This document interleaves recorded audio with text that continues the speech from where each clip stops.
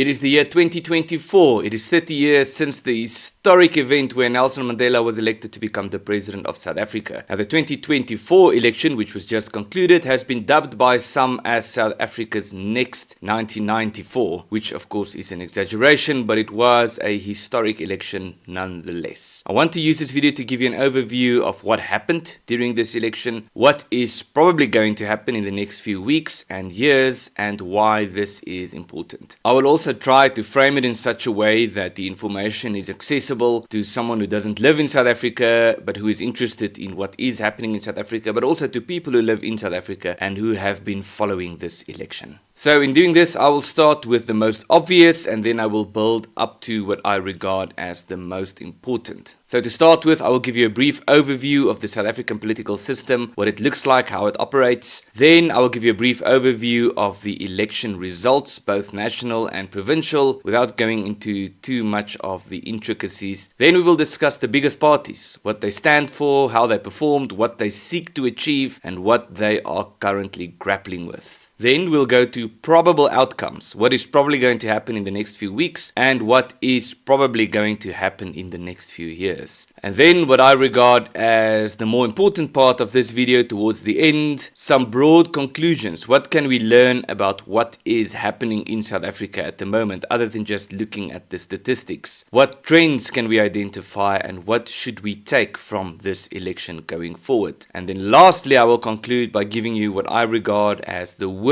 news of this whole election and the best news of this whole election, which will probably surprise you.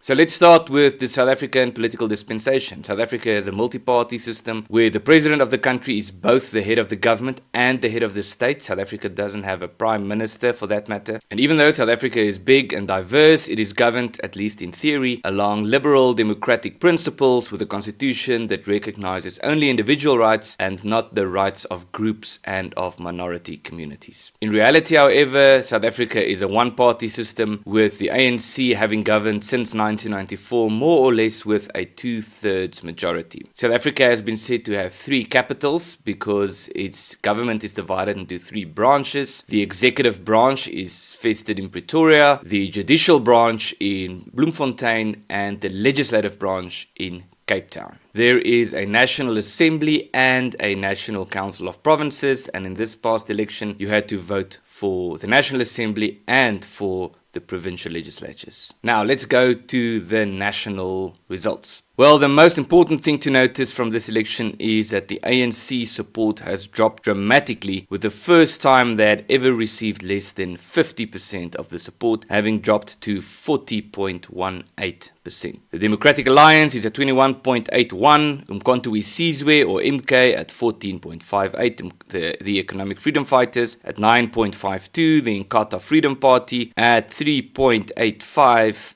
Patriotic Alliance at 2.06%, Freedom Front Plus at 1.36% and Action SA at 1.2%. And then there is a plethora of other parties who have received less than 1% support, which we will not discuss here. So let's go to the provincial breakdown. The ANC has won in all the provinces except for KwaZulu-Natal and the Western Cape. Now you can look at this map. I will not go into the details. If you want, you can pause and have a look at the details yourself. It's important to note that about half the people in South Africa live in Gauteng and KwaZulu-Natal. And the main takeouts from this map shows to us that the ANC is strongest in Limpopo and the Eastern Cape, which by the way are also the poorest provinces and those with the most problems. Umkhonto we Sizwe or MK has its stronghold in KwaZulu-Natal, obviously because of its Zulu ethnic focus. The DA still has a stronghold in the Western Cape and somewhat in Gauteng, and the EFF has its stronghold in Limpopo, but also somewhat in Gauteng. Now let's get to the National Assembly. What would Parliament look like after this election? Well, there are 400 people in the South African Parliament, and as you can see from this image, this is more or less what Parliament would look like. We have the ANC here in dark green, then we have the DA in blue, Umkhonto we Sizwe in light green, the EFF, the maroon, and then you can go through the other parties who are also indicated here. The ANC obviously still the biggest party, even though they have dropped to below 50%. Now let's get to the historic performance of the parties to see how they did and what we can learn from this.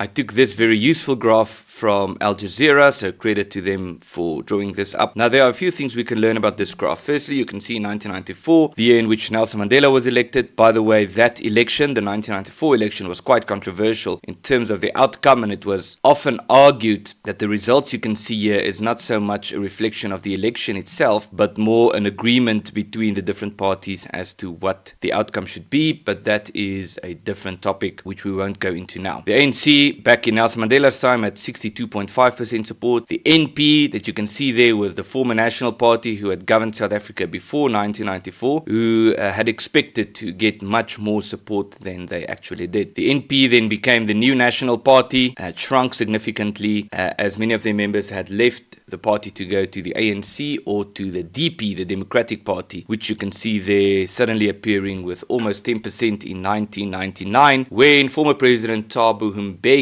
became president.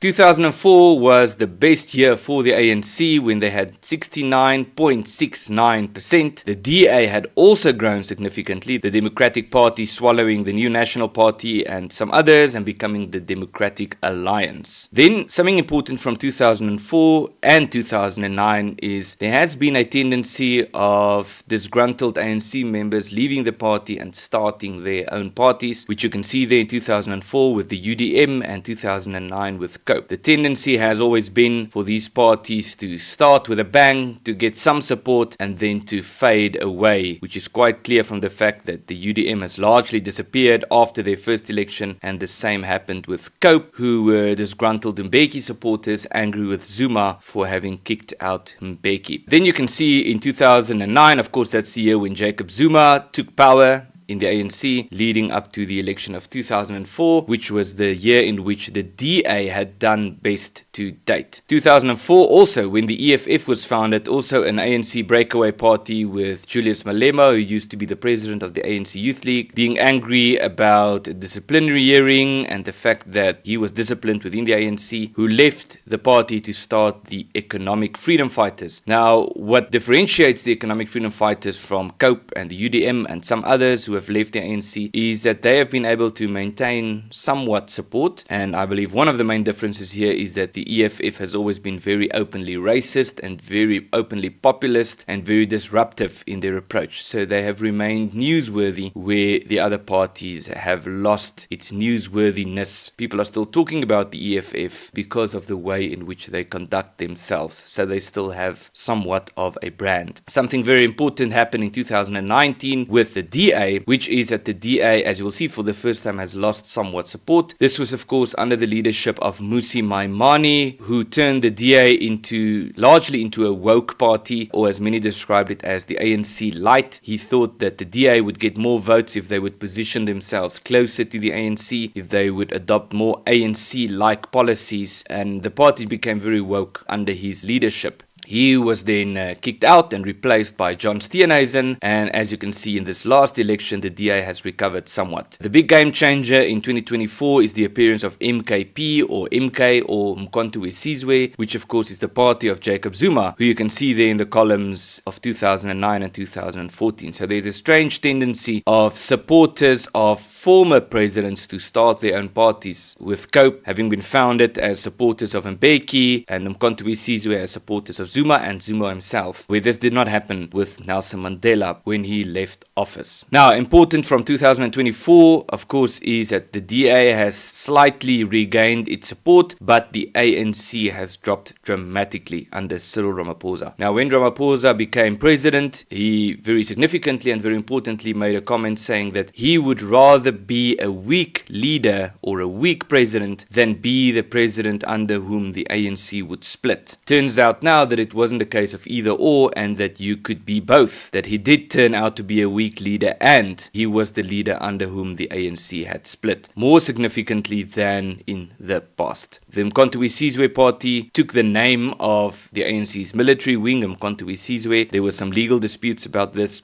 So the party is largely regarded by its supporters as something along the lines of what the ANC is supposed to be. Another important lesson here is that the EFF has lost support. The EFF has dropped from more than 10% back into the single digits, signaling a very important blunder in terms of significance and brand power for Julius Malema and the EFF. Then, very important, if you look at the statistics below, there's been a gradual decline over time in voters. When Nelson Mandela was voted into office, the voter turnout was 86.87, of course, of the registered voters. Then went up to 89. There was a gradual decline up until this year, where only 58.6% of registered voters actually went out to vote, which is very low. Now, this was summarized in a tweet by Tom Eaton when he said that the election was free, fair, and involved alarmingly few voters. Plus minus 40 million South Africans were eligible to vote, 16 million cast valid votes. As a percentage of voting age population, the party's support is the following: ANC 60.1%, DA 8.8%, Mkhonto weSizwe or MKP 5.9%, EFF 3.8%, IFP 1.5%, and the Patriotic Alliance 0.8%, which means that 60% of South African adults are not buying in. So what we can learn from this is that there appears to be a gradual but a constant loss of support and trust in the political system in South Africa.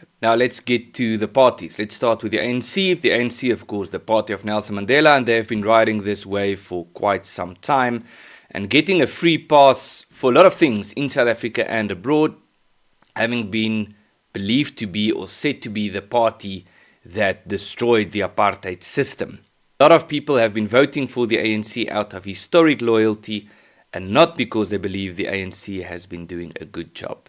The ANC has been pushing an agenda which they call the National Democratic Revolution, which boils down to claiming to be freedom-loving and liberal democratic and all of that, but actually maintaining its Marxist and socialist ideology and using the mechanisms of the state, using the power of the state to implement its socialist ideas.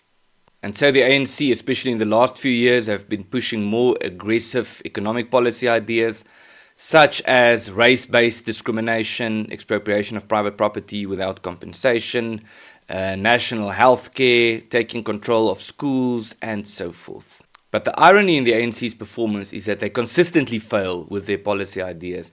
But the more they fail, the more they argue that the reason for their failure is because their former policies or current policies have not been implemented aggressively enough. So if racial categorization doesn't work, and if broad-based black economic empowerment, as they like to call it, doesn't really empower black people, the solution to the policy, according to them, is not to reconsider the policy, but rather to just implement it more aggressively, which of course, in truth, leads to a more aggressive failure. Now, what is really bizarre about the ANC, and you can decide for yourself if you think this is funny or tragic, is that in their own policy documents, they describe their ideology as a blend of race, nationalism, and socialism, presumably oblivious to the fact that the mixture of race, nationalism, and socialism has been tried in the last century, and not with the type of results that you would hope for. But what is even more bizarre is, despite this, the ANC has received substantive support from within South Africa, but also from the international community and from the West in particular. But this is a support that is obviously starting to dwindle, not only in South Africa, but also in the international sphere. Now, the ANC was clearly not prepared for this loss of support. I've been told by friends who were at the election center that many of the ANC leaders, especially including Bheki Cele and Fikile Mbalula, were visibly shocked and disappointed at the results coming in. Now let's go to the DA, the Democratic Alliance, who have said throughout this election that their main goal is to prevent a doomsday coalition, which of course is a coalition between the ANC, Mkhonto weSizwe, and the EFF. The DA has been pushing this idea of a multi-party coalition and the Moonshot Pact, which is an alliance between the small parties to get the smaller parties, excluding the ANC, Mkhonto weSizwe, and the EFF, to get more than 50% support so that they can keep the ANC and its like-minded potential allies out of power. This, of course, didn't materialize, and the Moonshot Pact is not really on the table anymore because they did not pass the 50% threshold. But it should be said again that the DA is the only one of the bigger parties that actually grew during this election, if you don't count Umkhonto we Sizwe, which of course is a new party. Now the DA is regarded as the Liberal Party and has been described by many as the White Party, even though this is not entirely accurate. The DA have some policy ideas that are not quite liberal, and the DA have many voters and supporters who are obviously not white. The DA do, however, have some excellent mayors, including Celia Brink, who is currently the mayor of Pretoria, and Gordon Hill-Lewis, who is the mayor of Cape Town. And the DA has proven themselves to, at least there where they govern, to be much more efficient at governing than the ANC and significantly less prone to corruption. Also, I should say that the fact that the DA is the biggest opposition party obviously works in their favor, in the sense that there are many people who vote for the DA, not necessarily because they are very excited about the DA's policy ideas, but because it is the biggest opposition party. And so a lot of people vote for the DA because they regard that as a vote against the ANC. Now let's get to Umkhonto we Sizwe, the party of aggrieved ANC members and Jacob Zuma supporters who were angry about the fact that Zuma was kicked out of the ANC after his presidency. The party was founded in December 2023, and as I mentioned, it is named after the military wing of the ANC. The ANC wanted to prevent this, claiming that they had the copyright, you might say, over the name Umkhonto we Sizwe, but they ended up not pursuing this until the end, and so the name has stuck. Ironically, Jacob Zuma, the leader of this party, is still a member of the ANC. The ANC has decided not to expel him from the party, but also importantly, Jacob Zuma is not allowed to go to parliament, given that he has been handed down a 15-month prison sentence as a result of his contempt of court by not cooperating during the Zondo Commission's investigations into corruption in South Africa. And so Jacob Zuma is not on the candidate list of Umkhonto we Sizwe, but it is very clear that this party is not really about the party, it's not about the policies, it's about the man. It is the Jacob Zuma party. Now there's one more thing we should say about Umkhonto we Sizwe and their political support. Obviously they did best in KwaZulu-Natal, but also to an extent, Umkhonto we Sizwe took votes from the ANC, but there's also an important factor here which should be considered, which is that Umkhonto we Sizwe was able to convince people who were not planning to vote to go out and to vote for their party. So to an extent, they took voters away from the ANC, but to an extent, they turned non-voters into voters, culminating in the support that they had received in this election. Now let's get to the EFF, the Economic Freedom Fighters, the party of Julius Malema, the Kill the Boer party. The party broke away from the ANC earlier because they were angry at Julius Malema having been expelled, and the EFF has deliberately positioned themselves as a racist, anti-white party. They describe their ideology as a mix of Marxism, Leninism and Fanonianism, of course referencing Frantz Fanon, who gave a philosophical argument as to why race-based violence is appropriate. Now, the EFF thrives on disruption and populism, which is why they've been able to maintain somewhat support, unlike other parties who have left the ANC. But the problem with being a populist party is that you have to keep being populist, and you have to be more and more populist in what you do to maintain that publicity. Because if you just keep doing the same populist things you did last year, it would not be as newsworthy this year. So the EFF has gotten, you might say, more and more crazy over time, deliberately disrupting parliament as much as they can, interrupting speeches, screaming from the benches, having protest rallies where they chant "Kill the Boer, kill the farmer," claiming that they would slit the throat of whiteness. Julius Malema saying that he's not calling for the slaughter of white people, at least for now, and the list goes on. What really hurt the EFF in this past election was their open borders policy. They have been advocating for a policy to open up borders and to focus on the whole of the African continent as opposed to South Africa, despite the fact that there is significant frustration in South Africa about illegal immigration and immigrants coming in to take local people's jobs. South Africa has had a problem of xenophobia or violence or hatred towards foreigners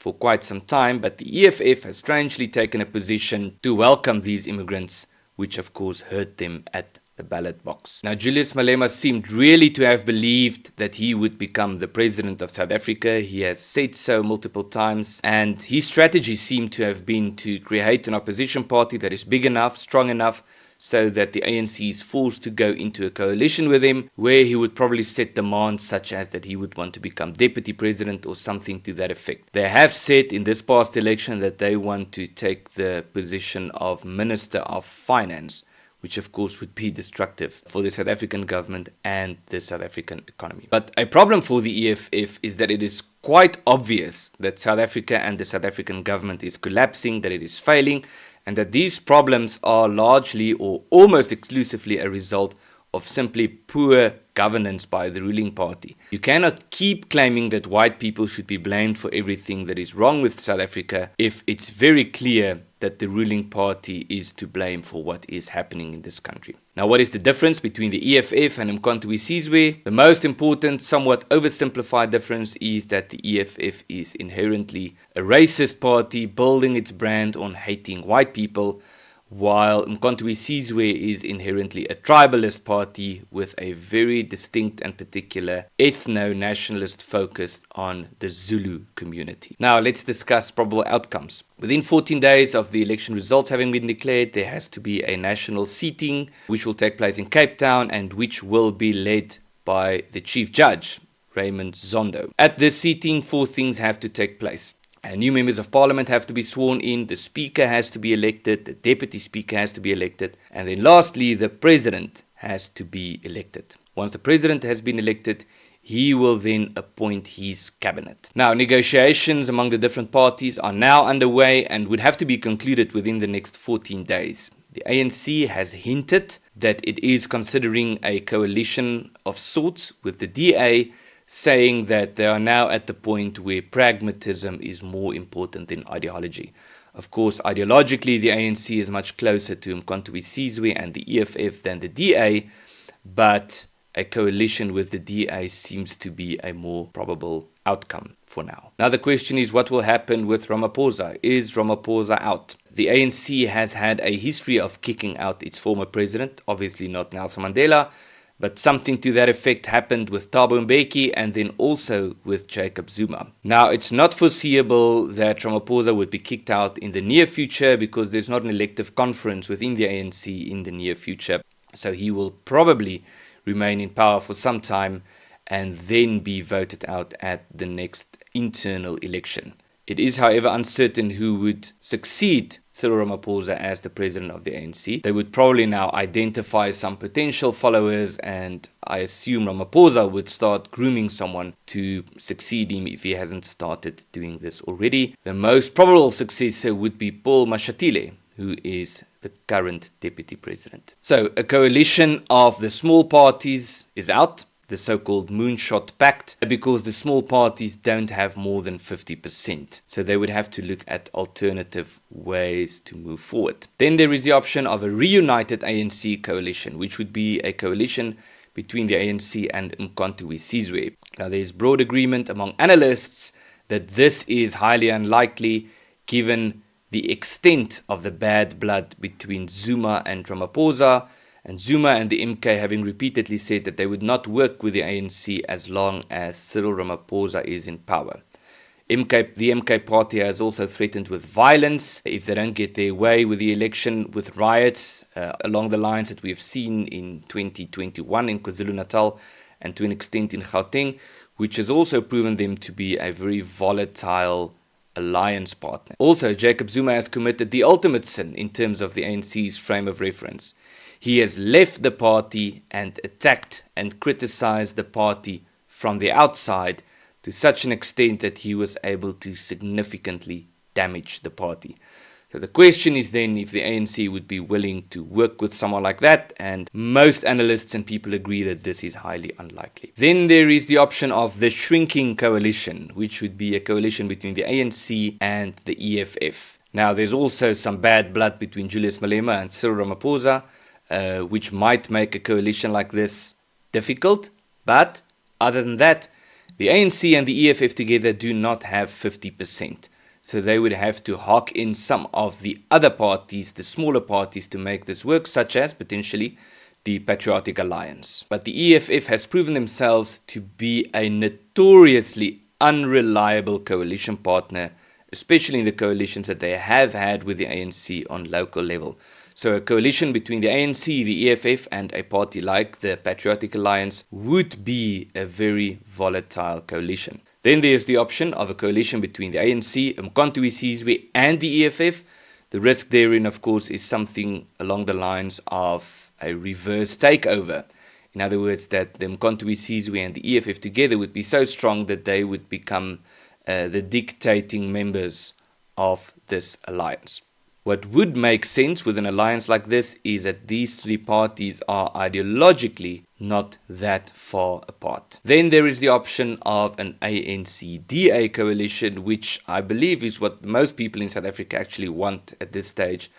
It would probably be the most stable, and it would certainly be the best for the markets and the South African economy. Now, the DA has very smartly said that they want to prevent the Doomsday Coalition, which is the coalition that I've just described, and leaving the door open for a potential coalition with the ANC. It seems that the majority of DA voters, even though they really dislike the ANC, believe that a coalition between the DA and the ANC would be a better outcome, because that would prevent the ANC from signing a coalition with these other parties I have just discussed. Also, doing this would be the noble and honorable thing to do for the ANC, given that the DA is in fact the second biggest party. But the question is then, what would a coalition like this mean for the DA in the long run? In the long run, it might actually harm the DA, because the DA could then be seen as the party that governs with the ANC and could then also be blamed for the ANC's failures. One way in which the DA could manage this would be for them not to take some of the key positions, but to settle for chairpersons and oversight roles, so that they could not take the blame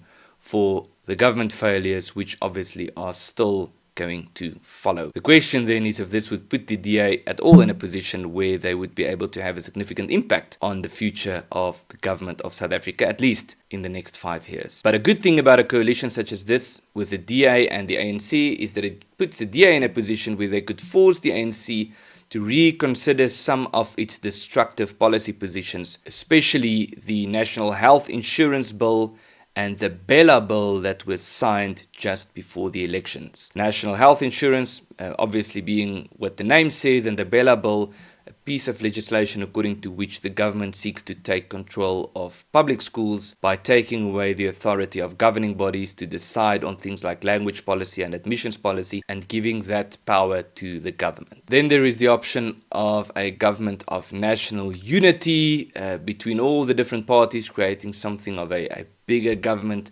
encompassing all these broad ideas, which some of the ANC members have hinted at.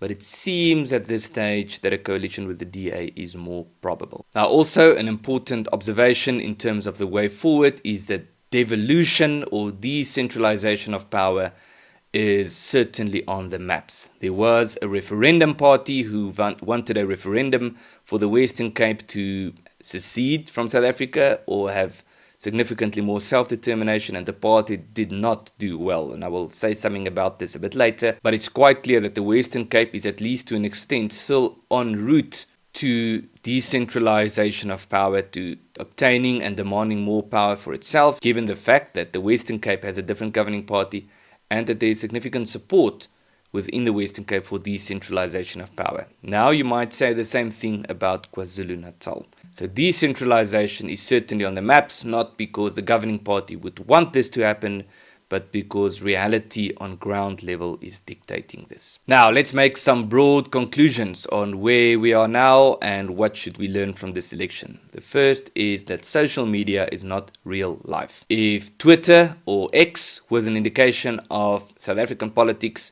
then the EFF would have won by far, because they are most active and most vocal on Twitter. Then also there have been many cases over the past few elections of parties, smaller parties, believing that they would get significant support, that they would get at least a few members into parliament because they have a lot of likes on Facebook or social media, only to find out that their support in real life is significantly less than their support on social media. We have seen this with an Afrikaans party called Front National. We then saw this with the South African Capitalist Party, or the Purple Cow Party as they were known, and we have now seen this with the Referendum Party. There's an important lesson in this, which is that you should not count your likes on Facebook or social media as an indication of how much support you have in real life. Another conclusion to take away from this election is that even though a lot of people are very happy about the fact that the ANC has lost significant support, the fact remains that the Charterists have won. The Charterists being the parties who associate with the Freedom Charter of the ANC, which seems like a wonderful document if you read it at first glance, but at its core it's a document that promotes socialist values and that sees the future of South Africa as a socialist state. The ANC is obviously a Charterist party, Umkhonto we Sizwe is a Charterist party, and the EFF is a Charterist party. So even though there is a dissolvement of the ANC, the fact remains that about 60% or 2/3 of people in South Africa who voted for left-wing, socialist, Charterist parties. Another important observation is that there is a very clear shift towards ethnic identity and to regional identity, with Umkhonto we Sizwe being probably the biggest winner in this party that has a very significant focus on the Zulu community and on KwaZulu-Natal, and the Patriotic Alliance, even though they are a smaller party, having gained significant support due to the fact that they have a focus on the Western Cape and the coloured community. It is thus important to note that racial identity still plays a very important role in South Africa, and that tribal identity and monarchical views in South Africa can easily join forces with the idea of central planning. Who were the biggest winners in this election? Certainly Umkhonto we Sizwe and the Patriotic Alliance to an extent. The DA has grown somewhat, but not as much as they would have hoped to grow. Who are the biggest losers? Obviously the ANC and Cyril Ramaphosa, and the EFF and Julius Malema. So let's get back to this question of Ramaphosa's future, whether he would be kicked out, but not so much whether he would be kicked out, whether he should be blamed for the ANC's poor performance. The ANC was surely punished by younger voters and by Zulu voters, and many of the ANC voters simply stayed away in this election. Voters who were registered for this election disproportionately showed up to vote for opposition parties. Now, Ramaphosa certainly is a weak leader, but to suggest that the ANC's failure is a result of Ramaphosa's leadership is to suggest that if they had had another leader, then the party would have done well. And I'm not so convinced that that would have been the case. What we have seen in this election is more probably a combination of the fact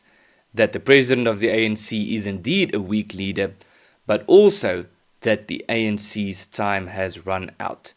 That the ANC's historical loyalty is running out, and that new voters simply do not associate with the ANC and simply do not regard them as a party that ought to be trusted to govern South Africa. The ANC is riddled with internal battles and power struggles between different factions, and had Ramaphosa taken a strong stance for the one side or the other, there would have been a significant backlash against him. So in his defense, it's not clear that there was much that he could have done to hold the party together. So what does this election mean for the EFF? To an extent, this election was the Bophuthatswana moment for the EFF. By that, I reference the incident in Bophuthatswana in the run-up to the 1994 election, where the feared AWB, the white right-wing movement, have been involved in a very tragic accident where some of their members were shot dead in front of television cameras, resulting, of course, in a situation where people have lost their fear for the AWB, where the AWB had turned almost overnight from a feared party into a laughing stock. So the EFF has made it quite clear that they are not a party to be feared anymore, that they are not running to becoming the governing party in South Africa, and that they are stuck as a 10% party, having now dropped back into the single digits. Now, Julius Malema's position in the EFF is so enshrined that it's virtually impossible for the EFF to get rid of him, and there's no reasonable prospect that that would happen. But what might happen for the EFF is that local councillors, that more junior EFF leaders, so to speak, would leave the party to join Mkhonto Sizwe. This is a reasonable threat for the EFF. Lastly, in terms of broad conclusions, are coalitions a good thing? Well, the answer is yes or no. Yes, it's good in the sense that the ANC would not have the power that they have had before, but no, in the sense that the ANC is not really used to governing in coalition with other parties, and it's very clear that the ANC still, even after 30 years of having been in power, only have a struggle mentality. That if the ANC do not get their way, much like Mkhonto Sizwe, they go to the streets and they threaten with violence and rendering the government ungovernable. So it's reasonable to foresee that any coalition with the ANC would be a volatile coalition. Now let's get to the worst news and the best news of this election. The worst news is that South Africa has not been saved and that there would not be a stable government in South Africa for the next 5 years. There would be something along the lines of a coalition government, but that it's almost certain that this coalition, regardless of which parties are part of this coalition, would be an unstable and volatile coalition, and that we would see significant infighting in the next few years, and that the South African government in the next few years would be characterized predominantly by internal fighting and power struggles as opposed to actually trying to run the country. The best news is that South Africa is heading towards constitutional change. Now, this might be a bad thing, but it could also be a good thing. It's very clear that there is a political vacuum in South Africa, or a ligleegte, as we say in Afrikaans, and that this vacuum has to be filled. And the way to fill this vacuum is through active work by community institutions. The parties that would be part of the South African government would not be able to implement what they want, at least not in a way that would be rational and coherent. But if we as local communities, through our community institutions, dream big, and if we make our dreams practical by attaching them to tangible and realistic plans, we can certainly make a difference in the communities where we live. Not only that, we would be able to achieve much more than we tend to think is possible. When Steve Jobs returned to Apple in the 1990s, he remarked that it's not necessary for Microsoft to fail for Apple to succeed. It is not necessary for South Africa to fail, nor is it necessary for South Africa to succeed, for well-organized communities to take control of the things that are important to them and to work for and secure a better future for their communities through the means at their disposal. The only thing holding us back to achieve this is the extent to which we can dream about a better future, the extent to which we can attach these dreams to a tangible plan, and the extent to which we can execute this plan with the means at our disposal. And even though voting is important, you would mean much more for your community if you were to join a neighborhood watch, if you were to initiate a fundraiser for your local school, if you were to sponsor an impoverished person or an orphan to go to study at university, or become involved in your community in whatever way your personality and your talents would allow you to contribute. So, while it is necessary to analyze the election, to keep an eye on political developments and so forth, let us remember that what we say and what we do in our own communities is exponentially more important than what politicians say in Parliament.